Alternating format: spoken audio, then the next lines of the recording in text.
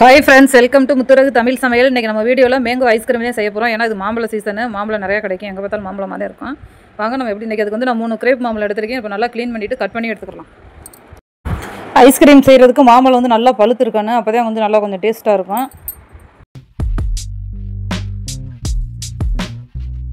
இப்போ 3 மாம்பழமும் நல்லா கட் பண்ணி எடுத்தாச்சு. இப்போ நம்ம இதை வந்து மிக்சர் ஜாரில் போட்டு அரைச்சி எடுத்துக்கலாம்.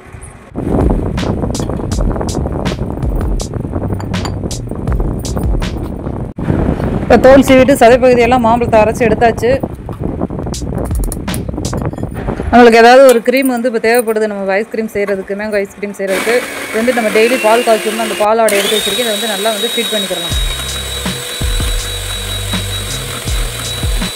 ஒரு 5 மினிட்ஸ் நல்லா ஃபீட் பண்ணோடனே நம்மளுக்கு நல்லா ஒரு க்ரீம் கிடச்சிருச்சு. இதை வந்து அப்படியே நம்ம ஆஃப் பண்ணி வச்சுட்டு இப்போ பால் காய வச்சு எடுத்துக்கலாம். 1/2 லிட்டர் பசுமால் எடுத்து இப்போ நல்லா காய வச்சு எடுத்துக்கலாம். தண்ணிலாம் விடக்கூடாது, நல்லா சுண்டா காய்ச்சணும்.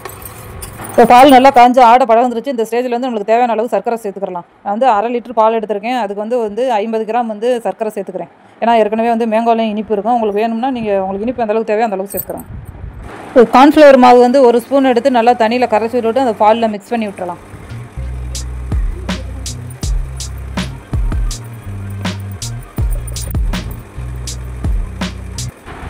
இப்போ கார்ன்ஃப்ளவர் மாவு மிக்ஸ் பண்ணோம்னா நல்லா கை விடாமல் கலரணும், அடி பிடிக்கும். ஸ்லோ ஃப்ளேம்லேயே வச்சு கை விடாமல் நல்லா கலரி விட்டுறலாம்.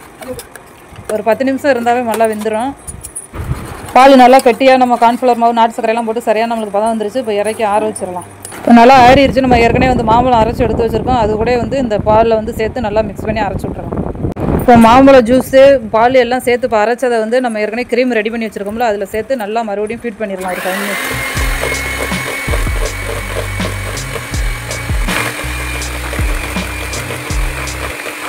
இப்போ ஃபைனலாக வந்து வெண்ணிலா எசன்ஸு இல்லைனா ஏலக்காய் எது வேணாலும் சேர்த்துக்கலாம். நான் வெண்ணிலா எசன்ஸ் தான் சேர்த்துருக்கேன்.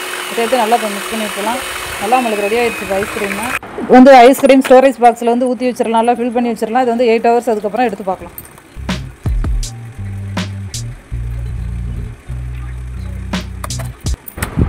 இப்போ மேங்கோ ஐஸ்கிரீம் ரெடி பண்ணி 8 ஹவர்ஸ் ஆயிடுச்சு. இப்போ எப்படி வந்திருக்குன்னு ஓப்பன் பண்ணி பார்க்கலாம். இப்போ ஐஸ்கிரீம் சூப்பராக ரெடியாகி வந்திருக்கு. உங்களுக்கு பார்க்கவே தெரியும். இப்போ வந்து 1 ஸ்பூன் வச்சு தான் நான் எடுக்கிறேன். பாருங்கள், சூப்பராக எடுக்க வருது. ரொம்பவும் ஹார்டாகவும் இல்லை.